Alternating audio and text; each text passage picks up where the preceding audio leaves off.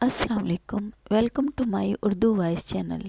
تمام video updates کے لیے اردو وائس چینل کو سبسکرائب کر کے بیل نوٹیفیکیشن کو آن کر دیں۔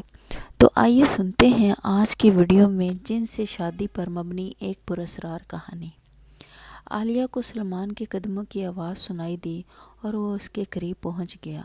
جذبات سے کانپتے ہوئے ہاتھوں سے اس نے عالیہ کا گھونگھٹ الٹا اور انتہائی حسین لاکٹ اس کی گردن میں ڈال دیا۔ عالیہ نے لاکٹ دیکھا اور حیرانگی سے سلمان کو دیکھا اور سلمان نے اس کی آنکھوں کو چوم لیا۔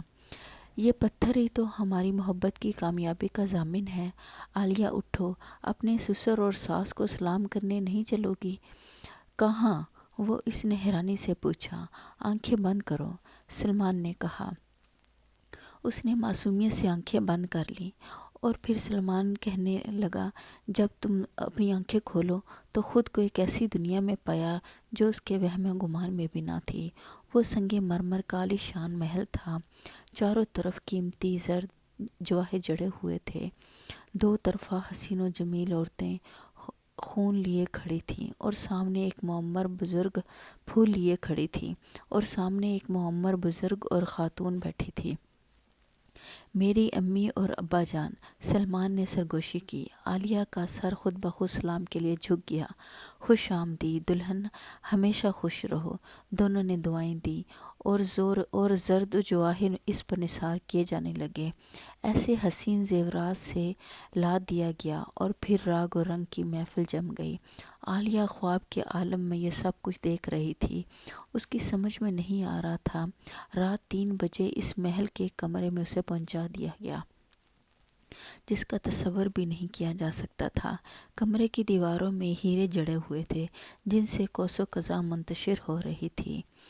ایک سونے کا چھپر کھٹ موجود تھا۔ یہ میرا گھر ہے عالیہ، اس دن برگد کے درخت کے نیچے تم بیٹھی تھی تو مجھے بہت پسند آ گئی اور میں تمہیں بے پناہ چاہنے لگا۔ میں نے تمہیں وہ پتھر دیا جسے تم نے قبول کر لیا۔ یہ ہمارے ہاں منگنی کی رسم ہوتی ہے۔ میں نے اپنے والدین سے کہا کہ تم سے شادی کرنا چاہتا ہوں، لیکن عالیہ، ہم میں اور تم میں ایک فرق ہے۔ ہم آتشی ہیں اور تم مٹی سے بنی ہوئی ہو۔ میرے والدین نے کہا کہ اگر تمہارے سر پر اپنی خوشی سے تمہاری شادی میرے ساتھ کر دیں تو انہیں اعتراض نہ ہوگا، اور میں ڈرائیور بن کر تمہارے گھر پہنچ گیا۔ تم جن ہو سلمان؟ الحمدللہ مسلمان ہوں اور تمہارا پرستار۔ تمہیں کوئی تکلیف نہ ہوگی عالیہ، میں تمہاری دنیا میں تمہارے ساتھ ساتھ رہوں گا۔ میرے والدین نے اجازت دے دی ہے، میں ولیمہ بھی تمہاری دنیا میں ہی کر سکتا ہوں۔ میری یہ خوبصورت کوٹھی موجود ہے، ایسی کوٹھی جو تمہارے دشمنوں نے خواب میں نہ دیکھی ہوگی۔ کل سب کو اس کوٹھی میں بلاؤں گا، اس وقت ان کی حالت قابل دید ہوگی۔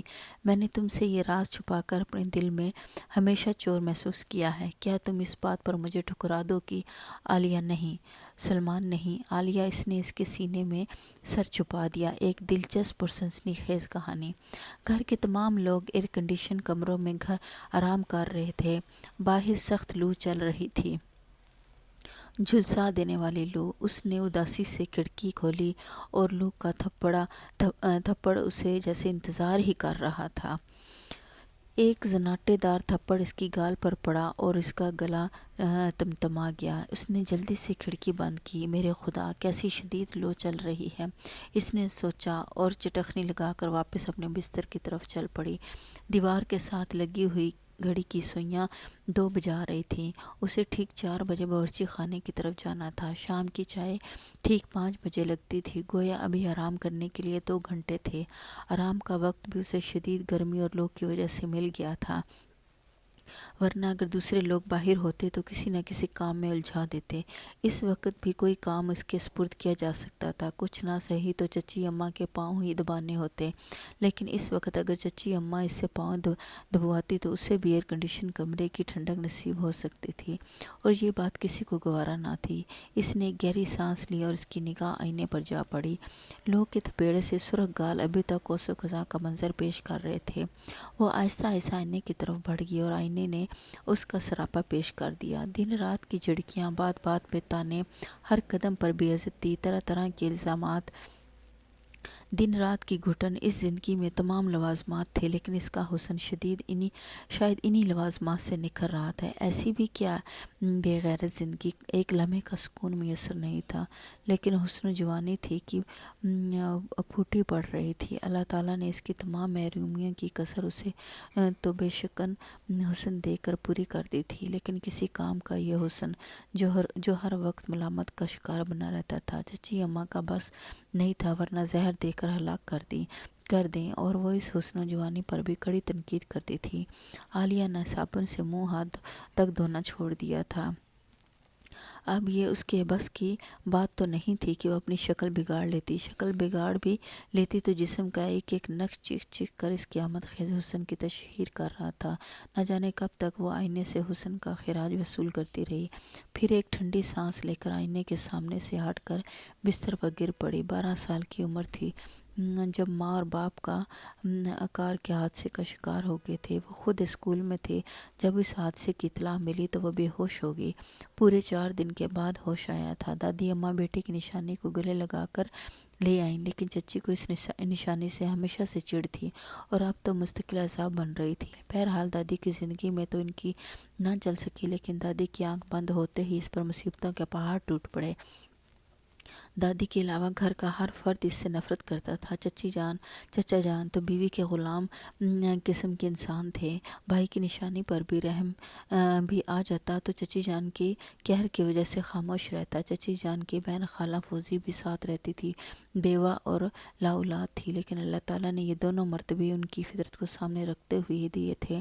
بلا کی جلاد اور کینہ پرور خاتون تھی۔ بات بات میں ناک بھویں چڑھانا ان کی عادت تھی۔ خاص طور پر عالیہ ان کے عتاب کا شکار رہتی تھی، بلکہ چچی سے زیادہ اس خالہ فوزی سے ہول چڑھتا تھا۔ وہ گئی شمسا اور عظمیٰ تو بچپن میں تو وہ ٹھیک ہی رہیں، لیکن جوانی آئی تو عالیہ کے مقابلے میں بری طرح احساس کمتری نے ان کے دلوں میں عالیہ کے لیے نفرت پیدا کر دی۔ عالیہ کا معمولی لباس، اس میک اپ سے عاری چہرہ ان کے ہزار میک اپ زدہ چہروں سے کہیں بڑھ کر حسین تھا۔ بہت سی تقاریب میں انہیں اس بات کا اندازہ ہو چکا تھا کہ چنانچہ گھر کی تقاریب عالیہ کا مکمل بیٹھ کر دیا گیا تھا۔ بہر صورت کون سی حقارت تھی جو عالیہ کے انتظامات پہ کیے گئے تھے؟ وہ ہر عذاب کو خاموشی سے جھیل رہی تھی۔ اس کی زندگی میں کوئی بہار نہ تھی، اسے نہیں معلوم تھا کہ اس کا مستقبل کیا ہوگا۔ بستر پر بیٹھی وہ انہی خیالات میں نہ جانے کب تک ہوئی رہی۔ اس دیوار کے ساتھ لگی ہوئی گھڑی نے 3 بجائے اور وہ خیالات کے بھنور سے نکل آئی۔ ابھی تو 1 گھنٹہ باقی ہے، اگر لیٹ گئی تو شاید نیند آ جائے، اور یہ نیند اس کے لیے قیامت ہوتی۔ اگر ذرا بھی دیر ہو جاتی تو گھر والے چیخ چیخ کر آسمان سر پر اٹھا لیتے۔ کمرے میں تنہا بیٹھے بیٹھے دل گھبرانے لگا۔ باہر لو چل رہی تھی، ورنہ بائیں باغ میں چلی جاتی۔ اوہ، لو کیا کرے گی؟ اچھا ہے بیمار ہو جاؤں، کچھ دن تو سکون سے مل جائیں گے۔ مر بھی جاؤں تو کیا ہے، کون سی قیمتی زندگی ہے جو کسی کو تکلیف ہوگی؟ اس نے سوچا، اور یہ سوچ اس قدر شدید ہوئی کہ وہ کمرے کے دروازے کی طرف بڑھ گئی۔ دروازہ کھولا اور باہر نکل آئی۔ باہر قدم رکھتے ہی گرمی کی حقیقت معلوم ہوئی، لیکن کمرے میں بھی نہیں رہا جا سکتا تھا۔ وہ گرمی کی پرواہ کیے بغیر آگے بڑھتی رہی اور راہداری سے نکل کر صدر دروازے پر آ گئی۔ صدر دروازے کے باہر دھوپ کا راج تھا، وہ صدر دروازے سے بھی باہر نکل آئی۔ در حقیقت آگ برس رہی تھی، گھاس زرد ہو رہی تھی، البتہ برگد کا سایہ دار درخت جھوم رہا تھا جس کے نیچے مالی کی چارپائی بچھی ہوئی تھی۔ مالی بیچارہ بھی اپنے کوارٹر میں گھسا ہوا تھا۔ تمام ملازموں کے کوارٹروں کے دروازے بند تھے۔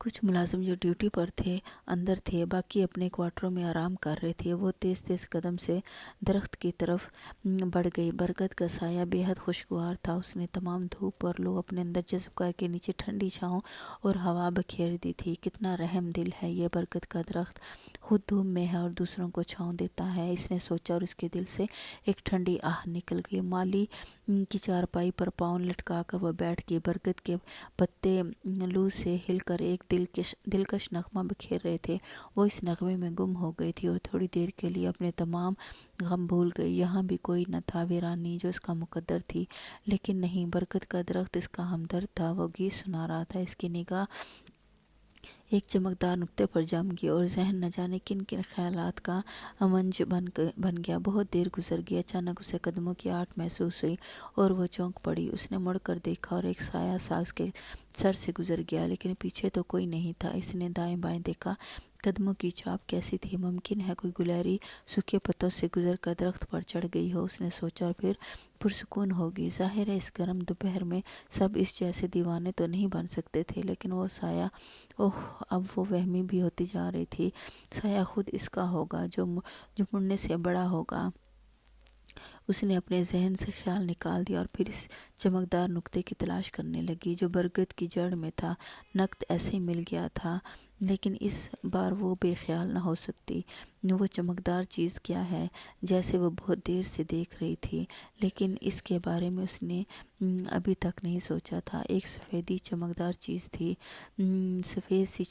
چیز تھی۔ وہ چارپائی سے اٹھ کر اس کی طرف بڑھ گئی اور اس نے برگد کی جڑ سے دودھیا رنگ کا خوبصورت پتھر اٹھا لیا جو دل کی شکل میں تراشا ہوا تھا۔ اس کے کچھ حصوں پر مٹی لگ گئی تھی جسے اس نے دوپٹے سے صاف کر لیا۔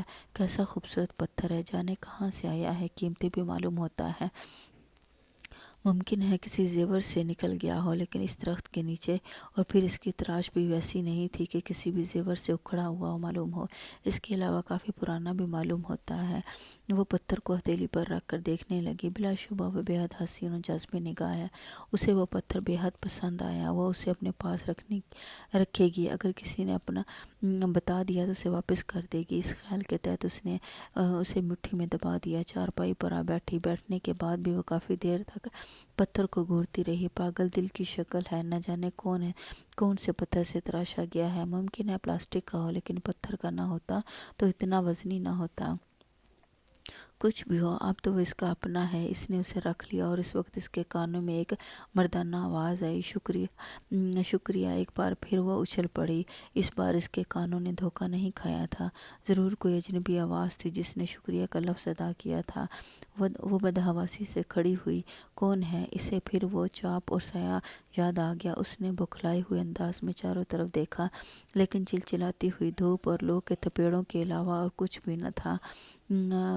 پھر اس کی نگاہ درخت پر اٹھ گئی۔ ممکن ہے کوئی اوپر درخت پر بیٹھا ہوا ہو، اسے پریشان کر رہا ہو، لیکن درخت کے پتے سنسان تھے۔ اوپر تک درخت صاف پڑا تھا اور اسے کچھ خوف سا محسوس ہونے لگا اور وہ چارپائی سے اٹھ کر کھڑی ہو گئی۔ پتھر اب بھی اس کی مٹھی میں ہی موجود تھا اور وہ تیز تیز قدموں سے صدر دروازے کی طرف چل پڑی اور پھر دوبارہ اپنے کمرے میں آ گئی۔ عجیب بات تھی، اسے کانوں پر بھروسہ تھا اور اسے صاف طور سے لفظ شکریہ سنا تھا۔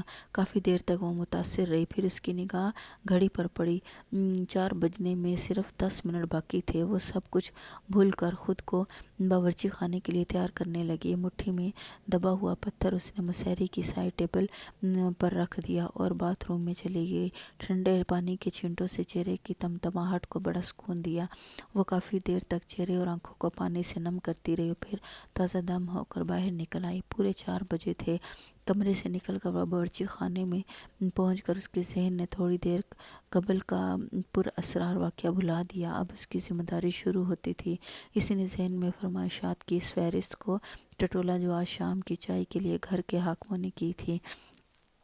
سب کی فرمائشیں پوری کرنا لازمی تھی، چنانچہ وہ جلدی تیاریاں کرنے لگی اور ٹھیک 5 بجے وہ خوبصورت ٹرالی کو انواع اقسام کے لوازمات سے سجائے ہوئے فوزی خالاں کے ٹرے کمرے میں پہنچ گئی۔ باہر کا موسم ابھی تک گرم تھا، اس لیے لان پر چائے پینے کا سوال ہی پیدا نہیں ہوتا تھا، اور پھر یوں بھی گرمیوں میں تو 5 بجے دوپہر ہی ہوتی ہے۔ برف کی طرح ٹھنڈے کمرے میں سب لوگ صوفوں پر بیٹھے بیٹھے کہکے لگا رہے تھے۔ جو ہی وہ اندر داخل ہوئی، کہکے ایک لمحے کے لیے رک گئی اور پھر جا رہی ہو گئے تھے، جیسے اسے احساس دلایا جا رہا تھا کہ اس کی یہاں آمد سے کسی کے مشغلوں پر اثر نہیں پڑا ہے اور وہ کوئی اہمیت نہیں رکھتی، لیکن اس نے اس کے اس تاثر کی طرف کوئی توجہ نہ دی۔ یہ تو ان لوگوں کا معمول تھا۔ سلیقے سے اس نے سینٹر ٹیبل درست کی اور چائے اور دوسری چیزیں سرو کر دیں۔ باورچی خانے کی گرمی میں اس کا چہرہ تمتما کر آگ ہو گیا تھا۔ خشک ہونٹ، بھبوک کا چہرہ اور بے حد حسین لگ رہا تھا۔ اس گرمی میں تمہیں میک اپ کرنے کی فرصت مل جاتی ہے؟ عالیہ عظمیٰ نے طنزیہ انداز میں کہا۔ Make up? اس نے حیرت سے عظمیٰ کی طرف دیکھا۔ اس نے تو زندگی میں کبھی میک اپ نہیں کیا تھا۔ اوہ، میرا رنگ ہی ایسا ہے۔ عجیب بات ہے، تم لوگ سونے کے نوالے کھاؤ تب بھی ایسا رنگ نہ نکال سکے۔ اللہ میاں بھی بعض اوقات خوب مذاق کرتا ہے۔ فوزی خالہ نے ٹرکا لگایا، اور لیکن اس بات میں بھی عظمیٰ اور شمشا کی تصدیق تھی، اس لیے وہ دونوں منہ بنا کر خاموش ہو گئی۔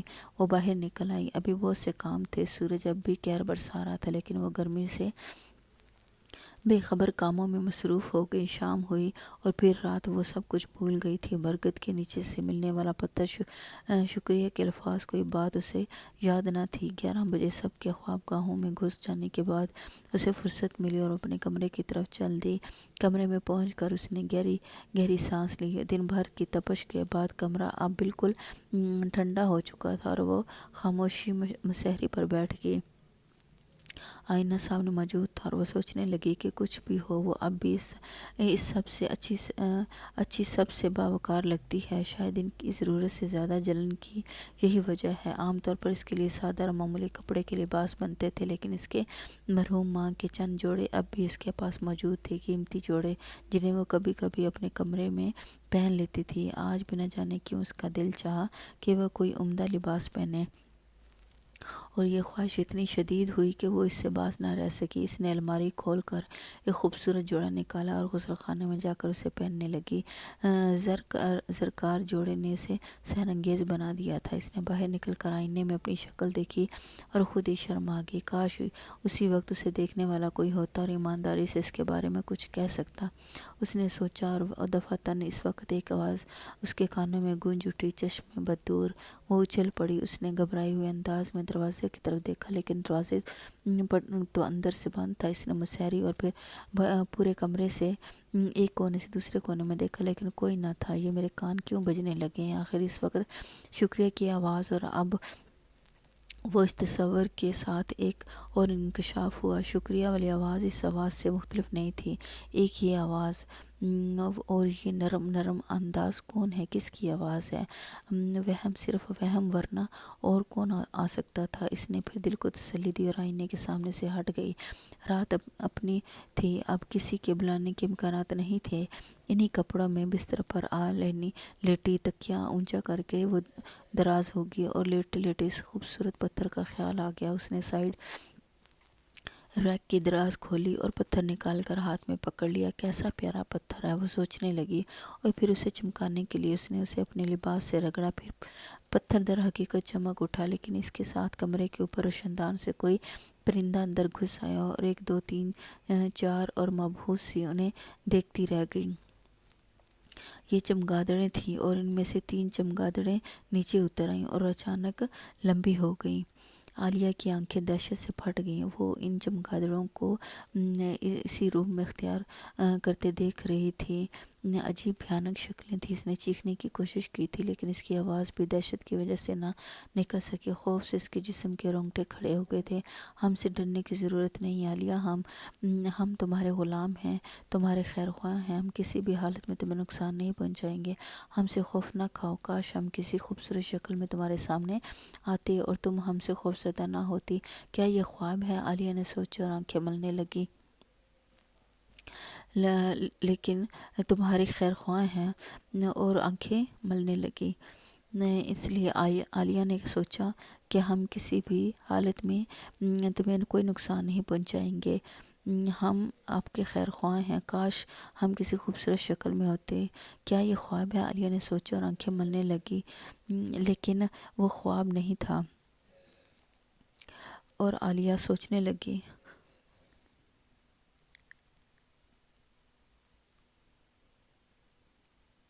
در حقیقت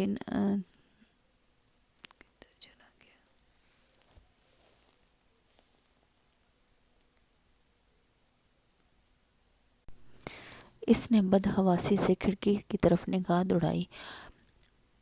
7:45 بجے تھے۔ ٹھیک 8 بجے گھر کے تمام افراد ناشتے کی میز پر ہوتے تھے، اور انہیں 8 بجے ناشتہ دینا اس کی ذمہ داری ہوتی تھی۔ گویا صرف 15 منٹ تھے۔ اس کے ہاتھ پاؤں پھول گئے۔ آج ضرور موت آ گئی تھی۔ 8 بجے ناشتہ نہ ملتا تو وہ اس پر سختی کرتے کو سب اسے کھا جاتے۔ وہ بجلی کی طرح مسحری سے اٹھ گئی۔ اس کے جسم پر وہی کپڑے تھے جو اس نے رات کو تبدیل کیے تھے۔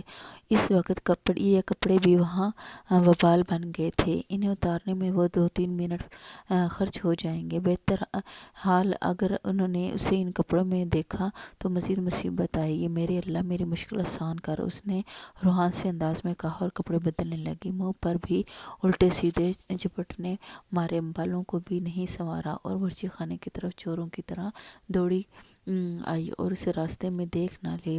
فوزی خالہ کی لعنتان آج بھی اس کے کانوں میں گونج رہی تھی۔ گھوڑی ہو رہی ہے، جوانی پھٹی پڑ رہی ہے، کیسی مست نیند ہے، سو رہی ہوگی، کم بخت وغیرہ وغیرہ۔ ہانپتے کانپتے دل سے وہ برچی خانے میں داخل ہو گئی۔ اسے کوئی بہانہ بھی نہ سوچ رہا تھا، جھوٹ بولنے کی عادت نہیں تھی۔ دروازے کے اندر داخل ہوتے اس کے پاؤں جم گئے تھے۔ نہ جانے ناشتہ کس نے تیار کیا تھا۔ تمام ناشتہ تیار تھا، چائے کا پانی کیتلی پر کھول رہا تھا، ہر چیز قرینے سے لگی تھی۔ یا خدا، کیا گھر والوں نے اسے سوتا دیکھ کر خود ناشتہ تیار کیا تھا؟ اگر یہ بات تھی تو پھر تو اور مصیبت آئے گی۔ اس نے بھاری بھاری قدم اٹھائے اور چائے کا پانی اتار لیا اور اسے دوسری کیتلی میں ڈال کر کڑی پتہ ڈالا اور سرپوش ڈھک دیا اور پھر تمام چیزیں اس نے ٹرالی پر سجائیں۔ دل میں ہول اٹھ رہا تھا، اب کوئی آیا اس پر بم پھٹا لیکن کوئی نہ آیا۔ سہمے سہمے قدموں سے وہ ٹرالی دھکیلتی ہوئی باورچی خانے سے نکل آئی۔ ناشتے کے کمرے میں طرف بڑھنے لگی تو اس کا انداز ایسا ہی تھا جیسے مجرم پھانسی کے تختے کی طرف بڑھتا ہے۔ ناشتے کے کمرے میں حسب معمول سب موجود تھے۔ وہ نظریں جھکائے میز کے قریب پہنچی۔ سب خاموش تھے، جیسے کوئی اہم بات ہو گئی ہو، اور اس نے ناشتہ میز پر لگایا۔ اس کے ہاتھ کانپ رہے تھے۔ آخر کانپتے ہوئے ہاتھوں سے اس نے ناشتہ سرو کر دیا۔ کسی نے کچھ نہ کہا اور ناشتے میں مصروف ہو گئے۔ تب اس کی آنکھیں حیرت سے پھیل گئیں۔ اس نے نظریں اٹھا کر ان سب کے چہروں کی طرف دیکھا۔ کیا وہ سب پاگل ہو گئے تھے؟ اگر نہیں تو انہوں نے اس سے ناشتہ کے بارے میں استفسار کیوں نہیں کیا، اسے اور برا بھلا کیوں نہیں کہا؟ لیکن ان میں سے کسی کے چہرے پر ایسے کوئی آثار نہیں تھے۔ یا خدا، کیا ماجرا ہے؟ کیا ان لوگوں میں سے کسی نے ناشتہ نہیں کیا؟ دفعتاً فوزی خالہ نے پیالی آگے بڑھائی۔ میرے لیے چائے ڈال دے، اور وہ کسی بیرے کی طرح آگے بڑھی، اس لیے فوزی خالہ کی پیالی میں چائے بنائی، اوپر پیچھے ہٹ گئی، پھر بھول گئی۔ روزانہ کہتی ہوں میری چائے نمک ڈال کر دیا کر، مگر شہزادی کو یاد کہاں آ سکتا ہے؟ فوزی خالہ کو آخر موقع مل گیا۔ اس نے جلدی سے اپنی غلطی محسوس کی اور نمک دانی سے تھوڑا سا نمک نکال لیا، لیکن فوزی خالہ کو جلن نکالنے کا بہترین موقع ملا تھا۔ وہ اس موقع کو ہاتھ سے کیسے جانے دیتی؟ انہوں نے لپک کر اس کے ہاتھ سے نمک دانی چھین لی۔ اب تو میں خود بھی ڈال سکتی ہوں، تمہارے زحمت کرنے کی کیا ضرورت ہے؟ وہ نمک دانی لے کر کرسی پر بیٹھی، لیکن نہ جانے کرسی کیسے پیچھے کھسک گئی اور فوزی خالہ بری طرح نیچے گریں۔ گرتے گرتے انہوں نے میز کی ٹاپ پکڑنے کی کوشش کی، لیکن چائے کی پیالی ہاتھ میں آ گئی۔ نتیجے میں وہ نیچے گریں اور چائے ان کے اوپر۔ فوزی خالہ کے چیخوں نے زمین و آسمان ایک کر دیا۔ چائے کھولتی ہوئی تھی، ان کے چہرے اور سینے پر پڑی تھی۔ وہ ذبح کیے ہوئے کبوتر کی طرح پھڑپڑانے لگی اور سب لوگ اس پر دوڑے آئے۔ یہ ناشدنی جو کچھ نہ کرا دے کم ہے، چچی اماں کے الفاظ سنائی دیے۔ بہرحال ابھی عالیہ کو ڈانٹنے کا موقع نہیں تھا، پہلے فوزی خالہ کی خبر لینی تھی۔ تمام گھر والے ناشتہ وغیرہ بھول گئے۔ فوزی خالہ کی دمہ داری ہونے لگی۔ چچا جان ڈاکٹر کو فون کرنے لگے۔ دوسرے لوگ فوزی خالہ کو اٹھا کر دوسرے کمرے میں لے جانے لگے۔ وہ کیا کرتی؟ کھانے کی میز کے پاس کھڑی رہی، اس کا تو کوئی قصور نہیں تھا۔ فوزی خالہ نے خود ہی اٹھ کر نمک دانی چھیننے کی کوشش کی تھی۔ کرسی پیچھے کھسک گئی اور وہ اسے دوبارہ برابر کرنا بھول گئی تھی۔ ان کے جل جانے کا کوئی افسوس تھا، لیکن فوزی خالہ کی چیخوں پر اسے ہنسی آ گئی۔ غصے کا انجام ہی برا ہے، اس کے منہ سے نکلا، اور اس وقت اس کے کان کے قریب مکھی کی بھنبھناہٹ گونجی۔ آپ کو ستانے والوں کو آپ کے غلام معاف نہیں کریں گے۔ جو بھی آپ کے ساتھ برا سلوک کرے گا، ہم اس کا برا حشر کر دیں گے۔ وہ پھر خوف سے اچھل پڑی۔ یہ الفاظ سماعت کا وہم نہیں تھے، بالکل صاف الفاظ تھے، اور آواز بھی وہی تھی جو اس نے ان خوفناک لمبے دانتوں والی چمگادڑوں کی سنی تھی۔ اس نے گھبرائی ہوئے انداز میں چاروں طرف دیکھا اور وہ معصوم اور سیدھی سادی ضرور تھی، لیکن پے در پہ واقعات کو وہ نظر انداز نہیں کر سکتی تھی۔ تمام واقعات ایک ہی سلسلے کی کڑی معلوم ہوتے تھے۔ اس کا مقصد ہے کہ کوئی پراسرار قوت اس کی مدد کر رہی تھی، لیکن یہ انوکھے غلام کون تھے؟ کس کی نظر عنایت اس پر ہو گئی تھی؟ برگد کے درخت کے نیچے سے ملنے والا پتھر، شکریہ کے الفاظ، پھر رات کو نظر آنے والی شکلیں، شربت، اور پھر صبح کا ناشتے کی تیاری، یہ سب کیا ہے؟ اس کا دل لرز رہا تھا، لیکن اس کے ساتھ ایک انجانی سی خوشی بھی تھی۔ نہ جانے یہ پراسرار قوتیں اس سے کیا چاہتی تھی، کہیں اسے نقصان نہ پہنچائیں۔ وہ کافی دیر تک ناشتے کی میز کے پاس کھڑی رہی اور تھوڑی دیر کے بعد چچی اماں اندر داخل ہوئیں۔ اب یہاں کھڑی سو کیوں منا رہی ہو؟ جاؤ خوشی سے ناچو گاؤ، عیش کرو، تمہاری دل کی مراد۔ لیکن ابھی جملہ پورا نہیں ہوا تھا کہ وہ بری طرح اچھلی اور پھر مسلسل اچھلتی رہیں۔ اس کے ساتھ ہی ان کے منہ سے ارے ارے نکل رہا تھا۔ چچی اماں خاص فربہ تھیں اور ان کا اچھلنا مشکل تھا، لیکن اس وقت وہ دیوانہ وار اچھل رہی تھیں۔ پھر اس کے منہ میں سے نکلا، ارے کم بخت، دیکھ دیکھ کر تو سہمی میری قمیض میں کیا گھس گیا ہے۔ عالیہ دوڑی، اس نے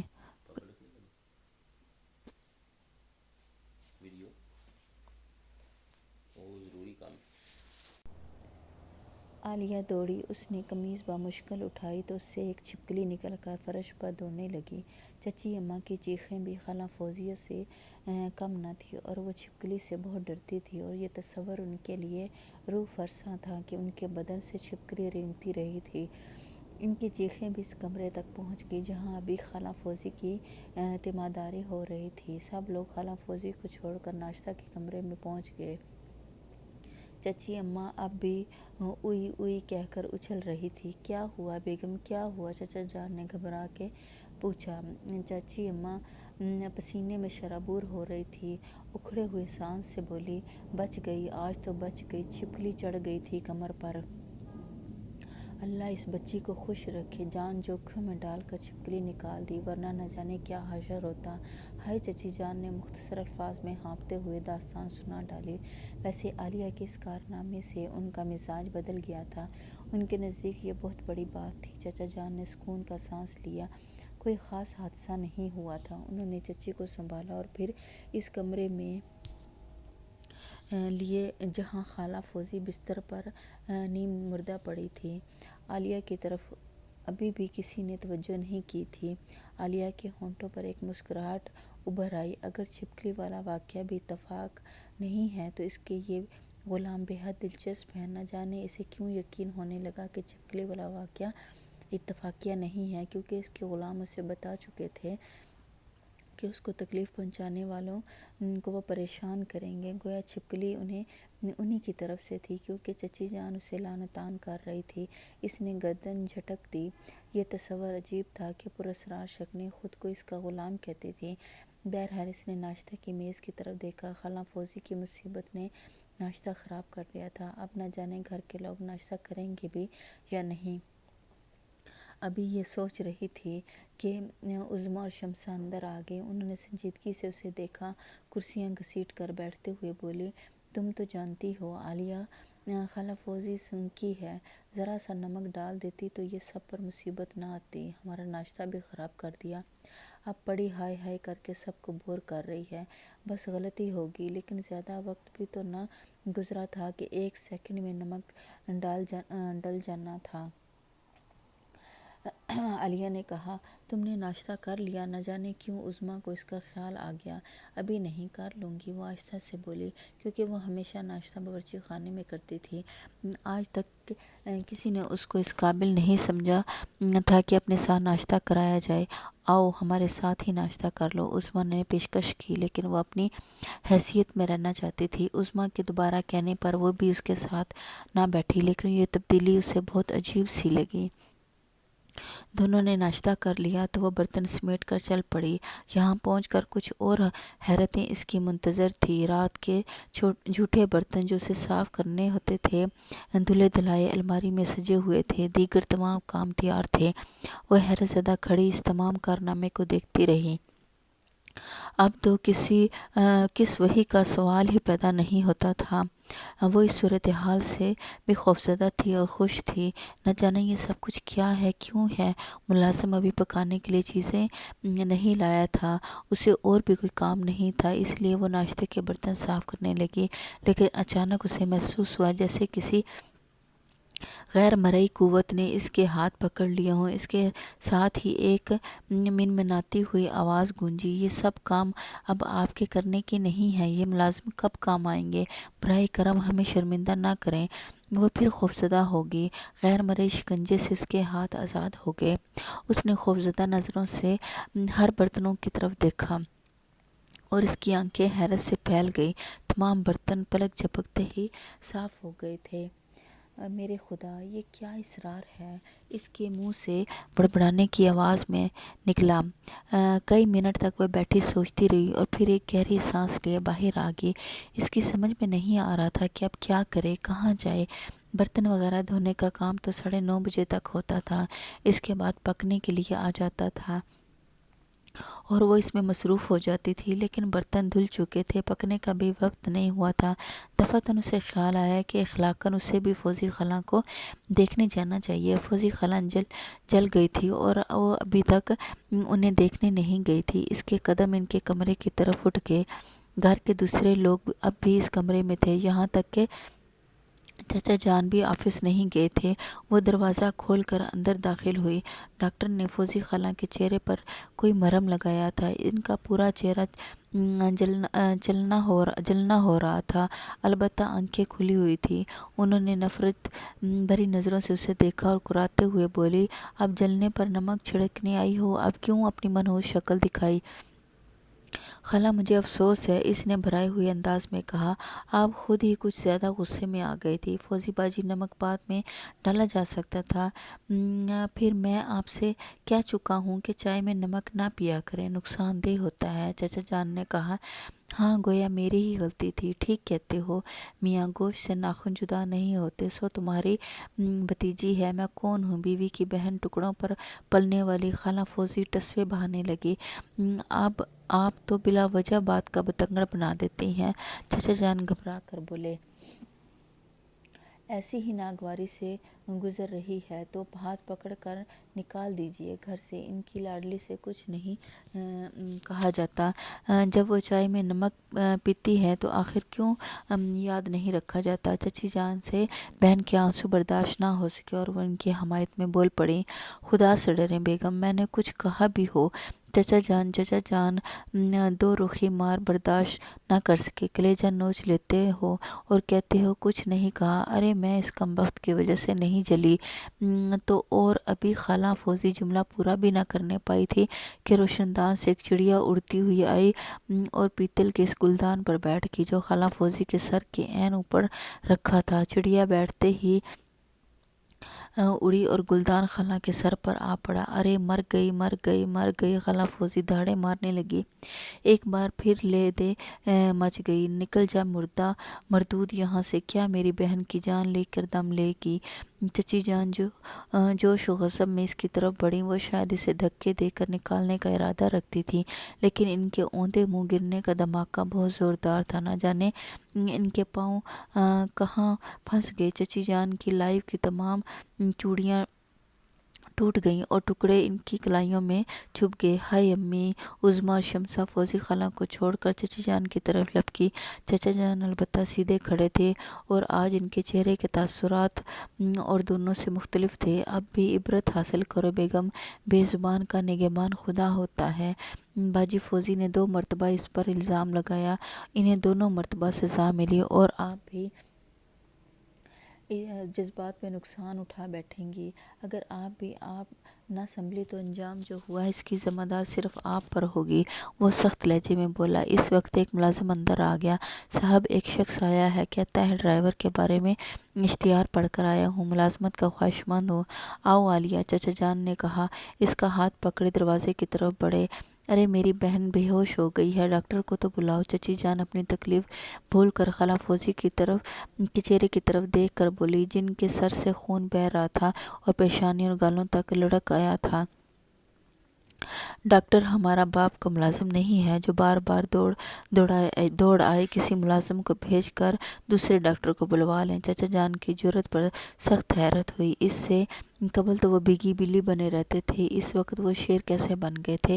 اور اس کے ساتھ ڈرائنگ روم میں پہنچ گئے، پھر بھرائی ہوئی آواز میں بولے، عالیہ بیٹے، میری آنکھیں بند نہیں ہیں، میں تمہارے ساتھ ان لوگوں کا رویہ دیکھ رہا ہوں، بعض حالات میں بھی مجبور ہوں، مجھے تم سے کچھ گفتگو کرنی ہے، ذرا اس شخص کو نپٹا لو جو ڈرائیوری کے لیے آیا ہے۔ اور انہوں نے ملازم کو آواز دے کر شخص کو بلانے کے لیے کہا۔ دودھ جیسا رنگ، سنہرے بال، نیلی آنکھوں والا دبلا پتلا نوجوان معمولی لمس کی پتلون اور قمیض پہنے ہوئے تھا، چہرے سے شرافت ٹپک رہی تھی۔ اندازہ ہو گیا، اس نے ادب سے سلام کیا اور ایک طرف کھڑا ہو گیا۔ چچا جان نے اسے سر سے پاؤں تک دیکھا اور پھر گردن ہلا کر بولے، بیٹھ جاؤ، اور وہ ایک کرسی پر بیٹھ گیا۔ کچھ تعلیم یافتہ ہو؟ جی ہاں، واجبی سی تعلیم سے لکھ پڑھ لیتا ہوں، وہ آرام سے بولا۔ ڈرائیونگ لائسنس موجود ہے؟ جی ہاں۔ اس نے جیب سے ایک کاغذ نکال کر سامنے رکھ دیا۔ چچا جان کاغذ کو دیکھنے لگا۔ کتنی تنخواہ لوگے سلمان میاں؟ اس کے علاوہ 2-3 باتیں واضح کر دوں، تمہیں یہاں رہنا ہوگا، ایمانداری شرط ہے، اور اپنے کام سے کام رکھو گے۔ مجھے منظور ہے جناب، میں سر چھپانے کی جگہ چاہتا ہوں، تنخواہ جو بھی مل جائے، میرے اخراجات زیادہ نہیں ہیں۔ ٹھیک ہے، 2000 روپے دیں گے، کھانے اور کپڑے وغیرہ ہماری طرف سے، تمہارے ساتھ اور کون ہوگا ہے؟ تنہا ہوں، کیا تمہیں منظور ہے؟ بخوشی جناب، جب کپڑے اور کھانا آپ دو گے تو مجھے 2000 کی کیا ضرورت ہے، 1000 کافی ہے، اس نے کہا، اور چچا جان گردن ہلانے لگے۔ ٹھیک، تم چاہو تو آج سے ہی کام شروع کر دو، چچا جان نے کہا، اور سلمان نے گردن ہلا دی۔ اس نے ایک بار بھی عالیہ کی طرف نہیں دیکھا تھا، لیکن عالیہ اس کے دل کی دنیا تو بڑی طرح ڈاواں ڈول ہو گئی تھی۔ اس نوجوان کے چہرے میں نہ جانے کیا بات تھی، اس کے دل میں ایک کسک پیدا ہو گئی۔ چچا جان نے ملازم کو بلا کر کہا، ڈرائیور والا کوارٹر سلمان کو دے دیا جائے اور اس کی تمام ضروریات کا خیال رکھا جائے۔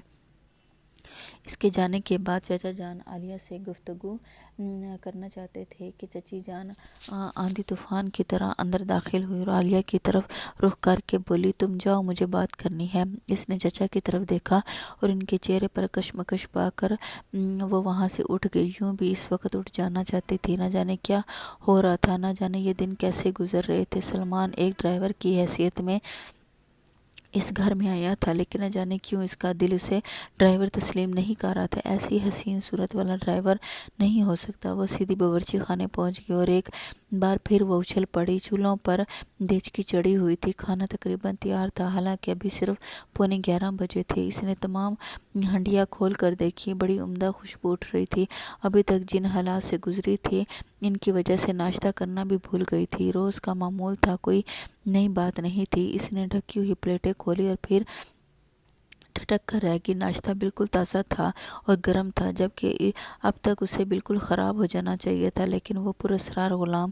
اس نے ناشتہ شروع کر دیا اور حیران رہ گئی، اتنا مزیدار ناشتہ اس نے پہلے کبھی نہیں کھایا تھا۔ یا اللہ، اس قدر عنایتیں کیسے برداشت کر سکے گی، وہ سوچنے لگی، اور ایک بار پھر اس کے ذہن کے چور دروازے سے سلمان گھس گیا۔ وہ خود کو ملامت کرنے لگی، بڑے بڑے حسین نوجوان اس نے دیکھے تھے، عظمیٰ کی بات جس سے چل رہی تھی وہ بھی وجیہ تھا، حالانکہ خود عالیہ کو اس کے سائے سے دور رکھا گیا تھا، کیونکہ گھر کے سب لوگ عالیہ کے حسن سے خوفزدہ تھے۔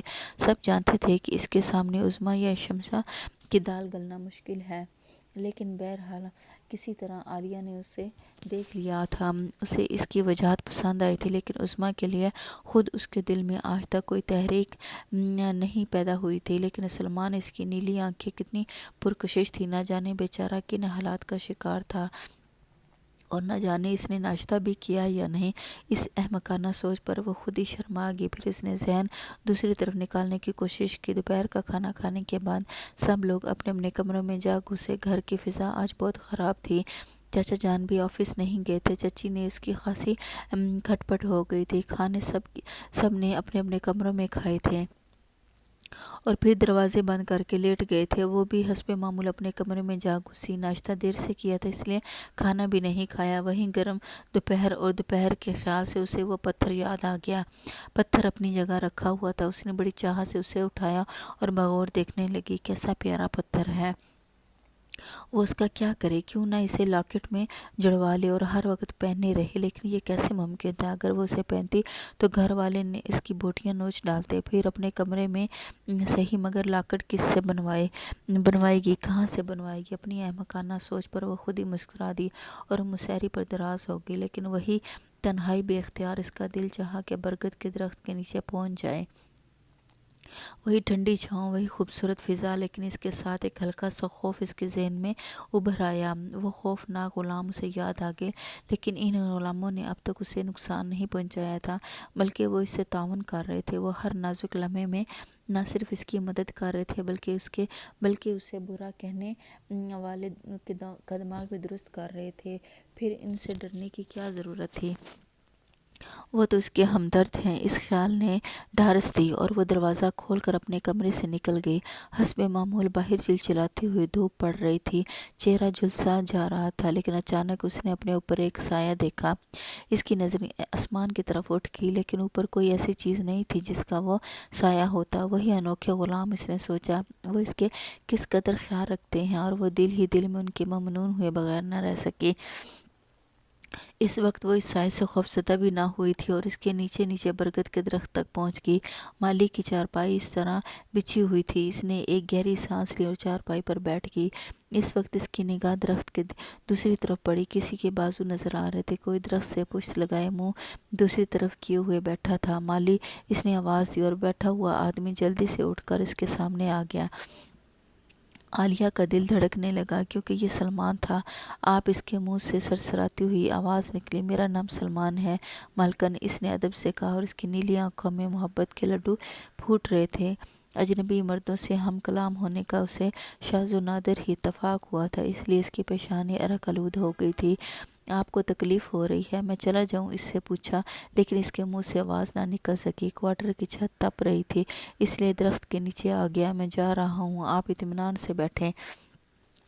اس نے قدم بڑھائے اور وہ بے ساختہ اس کی طرف بول پڑی۔ رکو، بیٹھ جاؤ، کیا حرج ہے؟ نہ جانے یہ الفاظ اس نے کس طرح ادا کیے تھے۔ شکریہ، وہ مسکراتے ہوئے اسی جگہ بیٹھ گیا اور وہ مدہوش ہو کر ادھر ادھر دیکھنے لگی۔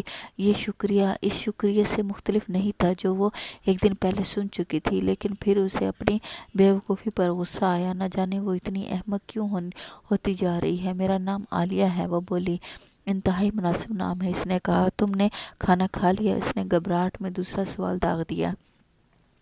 مجھے نہیں معلوم مہمان کو کھانا کون دیتا ہے؟ اس کا مطلب ہے کہ تم ابھی تک بھوکے ہو۔ اس نے اسے گہری نظروں سے دیکھتے ہوئے کہا، میرے لیے کوئی نئی بات نہیں ہے، کافی عرصے سے بے روزگار ہوں، اکثر دوپہر کا کھانا کم ہی کھاتا ہوں، اس نے کہا، اور عالیہ کا دل ہمدردی سے دھڑک اٹھا اور اس کی یہ بات اسے بڑی درد بھری لگی اور وہ بے ساختہ اٹھ گئی۔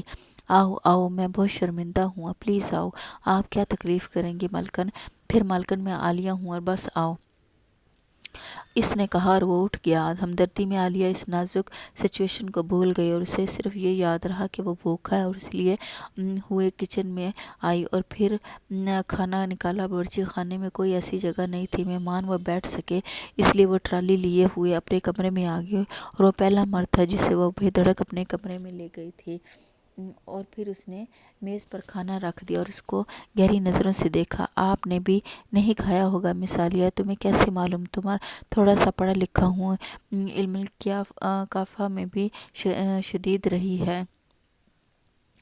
میں نے ناشتہ دیر سے کیا تھا۔ چھوٹا منہ بڑی بات، مالک اور ملازم کا احساس رکھتا ہوں، لیکن نہ جانے دل کیوں یہ حرکت کرنے کو چاہ رہا ہے کہ آپ سے بھی شرکت کی درخواست کروں۔ کچھ اس انداز میں یہ بات کہی تھی کہ عالیہ رد نہ کر سکی اور اس کے سامنے بیٹھ گئی۔ نہ جانے وہ کون سا جذبہ تھا جس نے یکلخت اجنبیت دور کر دی تھی، ورنہ وہ ایک شرمیلی لڑکی تھی۔ کھانے کے بعد وہ اس سے اس کے بارے میں پوچھتی رہی اور وہ گول مول سے جواب دیتا رہا۔ پھر اچانک عالیہ کو اپنی موجودہ پوزیشن کا احساس ہوا اور اس کے ہاتھ پاؤں پھول گئے۔ ارے بس، اب تم جاؤ، کسی نے دیکھ لیا تو موت ہی آ جائے گی۔ اوہ، وہ شکریہ ادا کر کے چلا گیا۔ عالیہ بے سدھ ہو کر مسیری پر گر پڑی۔ یہ کیا ہو گیا ہے؟ اسے کیا ہو گیا تھا؟ وہ بہرحال اس کے لیے اجنبی تھا، لیکن اس خیال پر دل نے پکار کر کہا، وہ اجنبی نہیں ہے، مگر وہ ایک ڈرائیور ہے، صرف ڈرائیور۔ نہ جانے کون ہے، کہاں سے آیا ہے؟ ذہن اسی کشمکش میں مبتلا تھا۔ لیکن اس سوچ میں ایک انوکھی لذت تھی، اور نہ جانے کتنا وقت گزر گیا۔ جب ہوش میں آئی تو 5 بج چکے تھے۔ ایک دم اس کا دل دھک سے ہو گیا۔ صبح بج گئی تھی، لیکن اب شام زیادہ دور نہیں تھی۔ ہانپتی کانپتی برجی خانے میں ٹرالی چائے سے سجی ہوئی تھی۔ وہ آنکھیں بند کر کے دیوار کے ساتھ ٹک گئی۔ میرے معبود، یہ سب کیا ہے؟ میرے انوکھے ہمدرد، میں کس منہ سے تمہارا شکریہ ادا کروں؟ وہ ٹرالی دھکیلتی ہوئی باورچی خانے میں سے نکل آئی۔ ناشتے کے کمرے میں سبھی موجود تھی۔ خالہ فوزی کو صبح سے کھانے کو کچھ نہیں ملا تھا، اس لیے وہ اپنی تمام تکلیف بھول کر ناشتہ کے کمرے میں آ گئی تھی۔ وہ اس وقت خالہ فوزی کی چائے میں نمک ڈالنا نہ بھولی تھی، اور دن گزرتے رہے۔ سب لوگ سلمان سے بہت خوش تھے۔ بڑا ہنس مکھ نوجوان تھا۔ عظمیٰ اور شمسہ اس پر خسر پسر کر چکی تھی۔ ظاہر ہے وہ ان کے معیار کا نہ تھا۔ ویسے اس دوران ایک خاص بات یہ ہوئی تھی کہ نہ جانے گھر کے سب لوگوں کو عقل کس طرح آ گئی تھی۔ انہوں نے یہ بات صاف طور سے محسوس کر لی تھی کہ اگر عالیہ کو برا بھلا کہا جاتا ہے تو غیبی طور پر اس کو سزا مل جاتی ہے، اس لیے وہ محتاط ہو گئے تھے۔ دوسری طرف سلمان انتہائی بے باکی سے عالیہ کے دل میں داخل ہو گیا تھا۔ وہ عالیہ سے بھی پناہ محبت کرنے لگا تھا، اور اس نے واضح طور پر اپنی محبت کا اظہار کر دیا تھا۔ عالیہ اس اظہار پر اسے سرزش نہ کر سکی۔ اس کی دنیا میں تو اب سلمان کے سوا کچھ بھی نہ تھا۔ اس کی تنہائیاں سلمان کے خیال سے منور تھیں۔ اکثر وہ بدحواس ہو جاتی۔ وہ سوچتی کہ وہ سلمان کی کیسے ہو سکتی ہے؟ اس گھرانے میں لاکھ وہ سب کی نظروں کا کانٹا تھی، لیکن چاچا جان کیسے پسند کرتے کہ ان کی بھائی کی بیٹی ڈرائیور کے ساتھ منسوب ہو جائے؟ سلمان کی ہر بات کے جواب میں خاموش رہتی۔ آخر ایک دن برگد کے درخت کے نیچے سلمان نے اس سے سوال کیا، آپ کی خاموشی مجھے وسوسے میں ڈالے ہوئے ہے مس عالیہ، کہیں میری محبت یک طرفہ تو نہیں ہے؟ خدا را اگر ایسی کوئی بات ہے تو مجھے بتا دے۔ میں معمولی انسان ہوں، اپنی دنیا میں لوٹ جاؤں گا، لیکن آپ نے مجھے الجھن میں رکھا تو میں پاگل ہو جاؤں گا۔ اور عالیہ، میں نے فیصلہ کر لیا ہے کہ اس سے کھل کر گفتگو کروں، اپنی دنیا میں لوٹ جاؤں۔ سلمان، تم نہ جانے کیا سوچ رہے ہو۔ یہ ماحول، یہ گھرانہ تمہیں قبول نہیں کرے گا۔ لاکھ یہاں میری عزت نہ سہی، لیکن وہ لوگ کبھی بھی پسند نہیں کریں گے کہ میں صرف تمہاری بات کر رہا ہوں۔ عالیہ، مجھے صرف اپنی مرضی بتا دو، باقی معاملات میں قسمت پر چھوڑ دوں گا۔ اگر میں تمہاری مرضی کے بعد تمہیں حاصل کرنے میں کامیاب نہ ہو سکا تو مجھے تم سے شکوہ نہ ہوگا۔ میں تمہیں دل و جان سے چاہتی ہوں سلمان، میں تم سے دیوانہ وار محبت کرتی ہوں۔ میری دنیا میں تمہارے سوا رکھا کیا ہے؟ میں ایک بدنصیب لڑکی ہوں۔ میری خدا نہ کرے میری نحوست کا سایہ بھی تمہارے اوپر پڑے۔ یہاں سے ملازمت چھوڑ دوں، کہیں اور چلے جاؤ، یہ ظالم تمہاری زندگی بھی خراب کر دیں گے۔ وہ دیوانہ وار بولتی چلی گئی۔ اس کے جذبات پھٹ پڑے۔ اس نے سلمان کا سر اپنے سینے میں بھیج لیا، اور سلمان کے ہونٹوں پر مسکراہٹ پھیل گئی۔ خدا کرے تمہاری پوری زندگی مجھے مل جائے۔ تم خود کو منحوس کیوں کہتی ہو عالیہ؟ وہ مسکراتے ہوئے بولا، تم ان لوگوں کو نہیں جانتی ہو سلمان، یہ سب لوگ مجھے نہیں جانتے ہیں۔ عالیہ، باقی معاملات مجھ پر چھوڑ دو، سلمان نے بڑے اعتماد سے کہا۔ اور نہ جانے کیوں عالیہ کے دل کو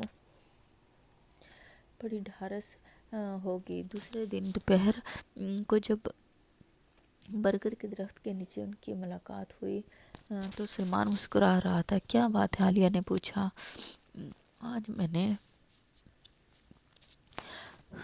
آج میں نے چنگاری ڈال دی ہے، بس تماشا دیکھو، لیکن شرط یہ ہے کہ ابھی خوفزدہ نہ ہونا اور مجھ سے برابر ملتی رہنا۔ اگر تم نے اس کے خلاف کچھ کیا تو میں کامیاب نہ ہو سکوں گا۔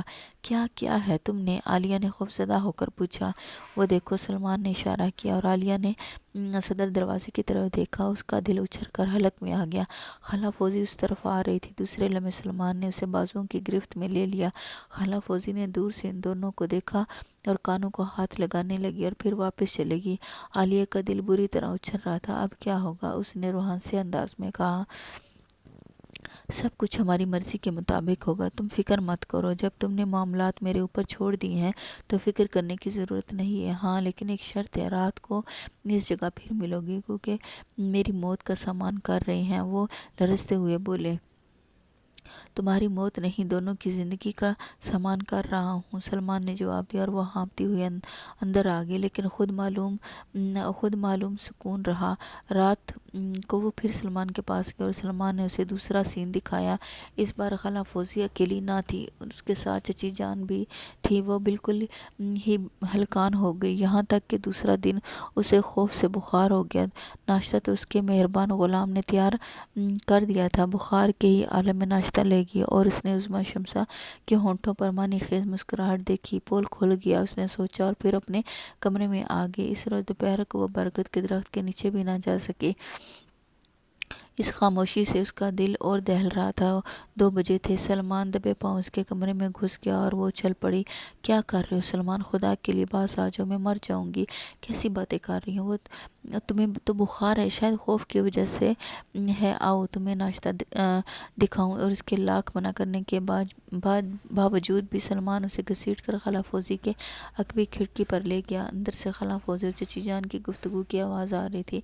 ایسا کام کرو عطیہ، یہ چچی جان کا نام تھا، کہ سانپ بھی مر جائے اور لاٹھی بھی نہ ٹوٹے۔ ہرا مزہ دی کی اپنی صورت پر بڑا ناز تھا۔ ڈرائیور کے پلے بندھے گی تو مزہ آ جائے گا۔ اس سے انتقام لینے کا اس سے اچھا طریقہ نہیں ہے۔ اپنے میاں کو اس کے کرتوت دکھاؤ اور پھر کہہ دو کہ اگر عزت پیاری ہے تو ڈرائیور ہی سے اس کی شادی کر دے، ورنہ یہ ناشدنی جانے کیسا گل کھلائے گی، وہ روز رات کو وہاں جاتی ہے۔ چچی جان نے پوچھا۔ بلا ناغہ خالہ فوزی بولی، ٹھیک ہے، آج رات کو ہمدرد چچا میاں کو لاڈلی کے بھتیجی کے کرتوت دکھاؤں گی، کہ چچی جان نے کہا، اور عالیہ کے پیروں کی جان نکل گئی۔ سلمان اسے سہارا دے کر اس کے کمرے تک لایا اور وہ درد بھرے انداز میں بولی، چلے جاؤ سلمان، خدا کے لیے چلے جاؤ، نہ جانے کیا ہونے والا ہے۔ تم کیا کر رہے ہو؟ سب کچھ ٹھیک ہو رہا ہے عالیہ، خدا کے لیے میرے پروگرام کے آخری حصے کو اور پورا کر دو۔ آج رات ضرور آؤ، اگر تم آج نہ آئی تو میری ساری محنت غارت ہو جائے گی۔ تم خالہ فوزی کی سازش کی تفصیل سننے کے بعد بھی یہ کہہ رہے ہو؟ ہاں، خالہ فوزی تو اس وقت ہماری سب سے بڑی معاون ہے۔ پلیز عالیہ، آخری خواہش ہے، اس کے بعد تمہیں تکلیف نہ دوں گا۔ سلمان نے التجا کی اور وہ اس التجا کو نہ ٹھکرا سکی۔ رات کی تاریکی میں اس کے پاؤں اسے برگد کے درخت کے نیچے لے گئے۔ پھر اس نے اپنی آنکھوں سے خالہ فوزی، چچی اور چچا جان کو دیکھا، جو ان دونوں کو دیکھ کر خاموشی سے واپس چلے گئے تھے۔ دوسرے دن وہ ناشتہ بھی نہ لے جا سکی۔ اس سلسلے میں اس نے تعارض بھی نہ کیا گیا۔ وہ اپنے کمرے سے بھی نہ نکلی تھی۔ پھر عظمیٰ نے دروازے پر آواز دی۔ اس نے دروازہ کھول دیا۔ ابو بلا رہے ہیں، عظمیٰ نے مسکراتے ہوئے کہا، اور پھر وہ کمر میں گدگدی کر کے بولی، دولت تو آنی جانی چیز ہے عالیہ، اپنے انتخاب پر میری طرف سے مبارکباد قبول ہو۔ سچ مچ مسلمان لاکھوں میں ایک ہے جنہیں سچی محبت مل جائے، وہ روکھی سوکھی کھا کر بھی گزارا کر لیتے ہیں۔ اور عالیہ زرد چہرہ لیے چچا جان کے کمرے کی طرف بڑھ گئی۔ اس نے کمرے کے دروازے سے سلمان کو نکلتے ہوئے دیکھ لیا تھا اور اس کو دیکھ کر مسکرا دیا۔ چچا جان کے چہرے پر سنجیدگی تھی۔ انہوں نے عظمیٰ سے چلے جانے کے لیے کہا اور اس کے جانے کے بعد وہ خود اٹھ کر دروازہ بند کر دیا۔ پھر وہ بھاری آواز میں بولے، عالیہ، تم میرے مرحوم بھائی کی نشانی ہو۔ میں اعتراف کرتا ہوں کہ تمہیں اس گھر میں کوئی سکون نہیں مل سکا۔ میں خود بھی ان لوگوں سے عاجز ہوں، لیکن افسوس انہیں بدلنے سے مجبور ہوں۔ میری خواہش ہے کہ تمہاری تمام محرومیاں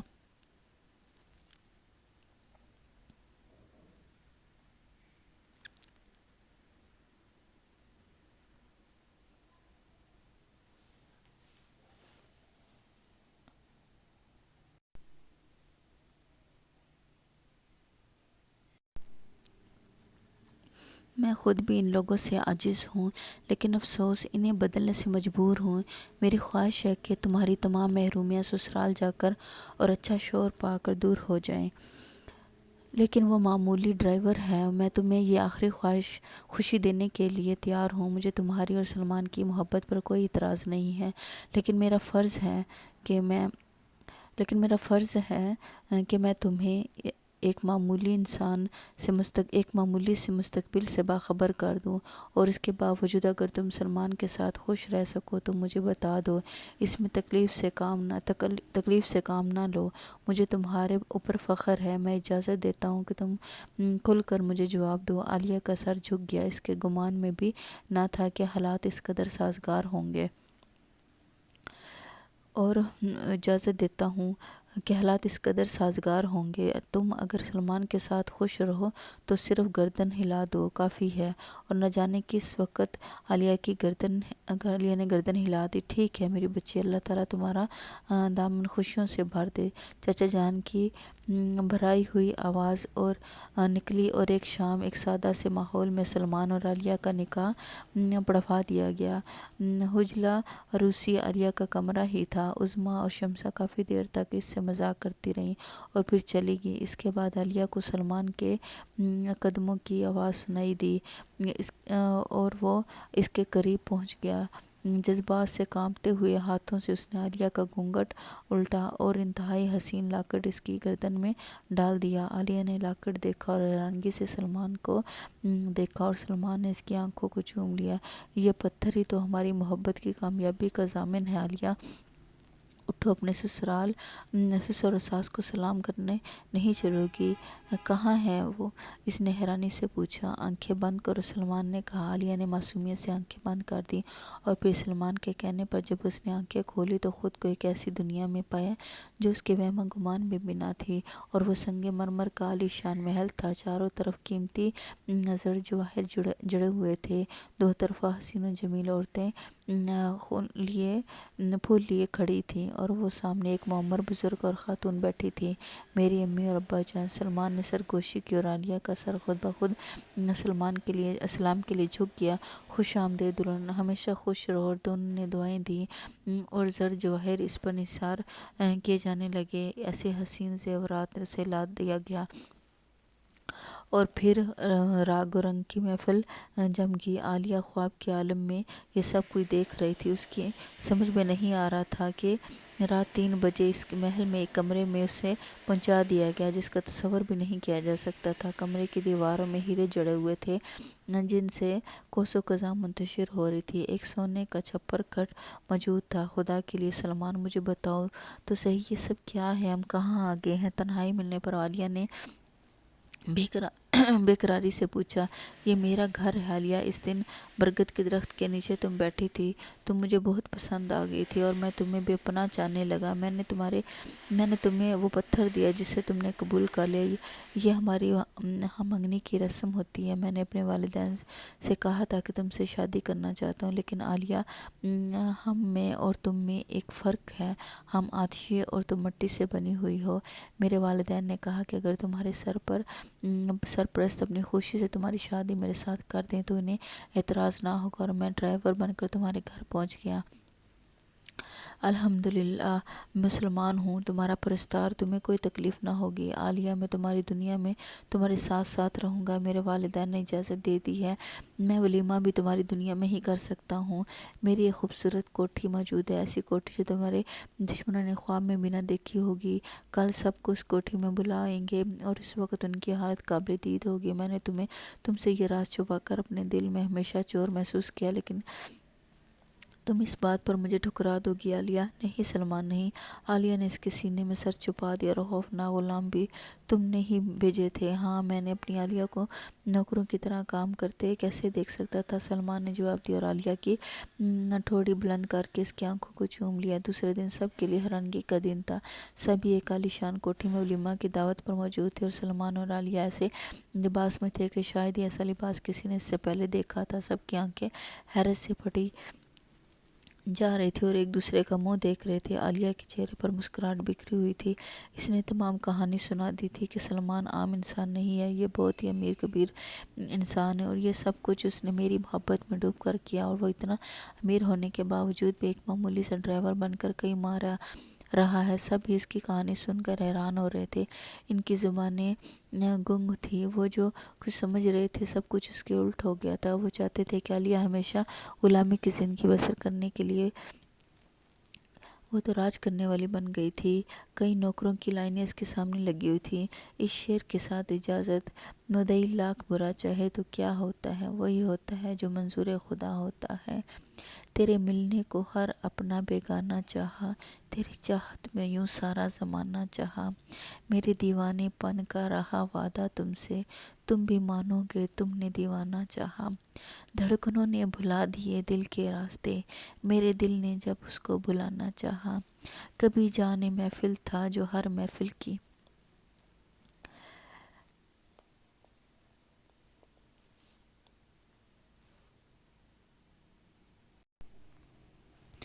کبھی جان محفل تھا جو ہر محفل کی، کیا ستم اس پہ ہوا اس نے ویرانہ چاہا۔ انہیں کیا ستاتے بس ستا لیا خود کو، جب کبھی ہم نے ان کو ستانا چاہا۔ میری آنکھوں کا گھر تھی وہ آنکھیں، کیا کچھ غلط کیا کہ ان میں سمانا چاہا۔ اب کہ تبسم بھی کچھ ایسا بدلا، اور بھی روٹھ گیا اسے جتنا منانا چاہا۔ اللہ حافظ۔